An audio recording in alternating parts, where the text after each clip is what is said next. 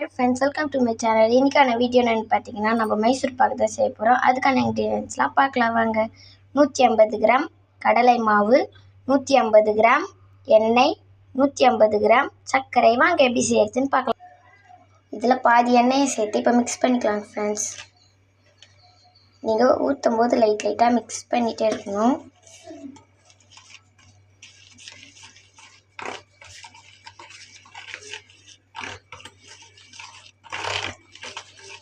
கைவிடாத மிக்ஸ் பண்ணிகிட்டே இருக்கணும் ஃப்ரெண்ட்ஸ். கட்டி இல்லாமல் நல்லா இது மாதிரி கலக்கியாச்சு. இப்போ மாவு ரெடி. சர்க்கரையை சேர்த்துக்கலாம். சர்க்கரையை சேர்த்தாச்சு. 1/2 கப் தண்ணி நல்லா ஒரு கம்பி பதம் வர அளவுக்கு சர்க்கரை நல்லா உருகணும்.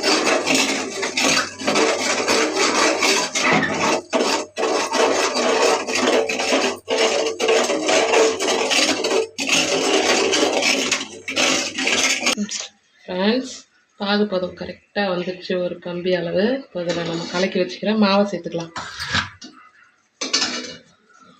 மாவை சேர்த்து நல்லா கிண்டிக்கினே இருக்கணும்.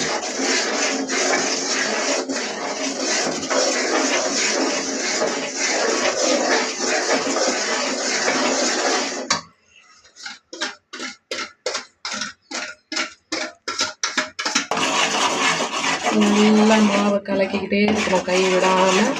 அந்த பதத்துக்கு வரப்போ நம்ம மீதி வச்சிருக்கிற ஆயிலையும் சேர்த்துக்கணும் ஃப்ரெண்ட்ஸ்.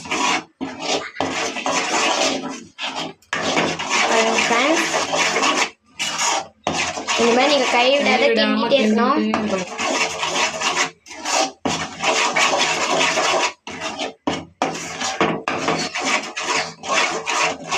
இப்போ கொஞ்சம் ஆயில் சேர்த்துக்குவோம். அது நல்லா பபுள்ஸ் வரணும் ஃப்ரெண்ட்ஸ். அப்போ தான் மைசூர் பாக்கு நம்ம நினச்ச மாதிரி கிடைக்கும்.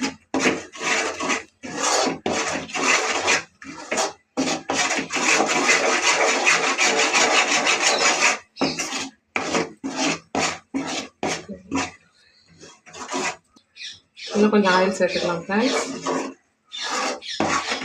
நீங்கள் ஆயில் சேர்த்ததுக்கப்புறம் கை விடாத கிண்டிகிட்டே இருக்கணும்.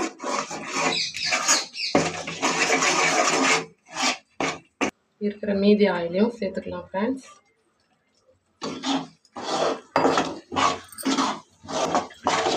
நல்லா கிண்டிகிட்டே இருக்கணும் ஃப்ரெண்ட்ஸ். அப்போ தான் நல்லா வரும் அழகாக மைசூர் பாக்கு.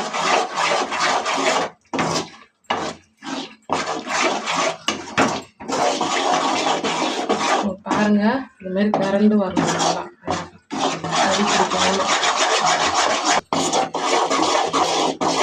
நல்லா நல்லா கலரிக்கனே இருக்கணும் ஃப்ரெண்ட்ஸ். அப்போ தான் தவாவில் நல்லா அடி பிடிக்காம மைசூர் பாக்கு நல்லா அழகாக இருக்கும்.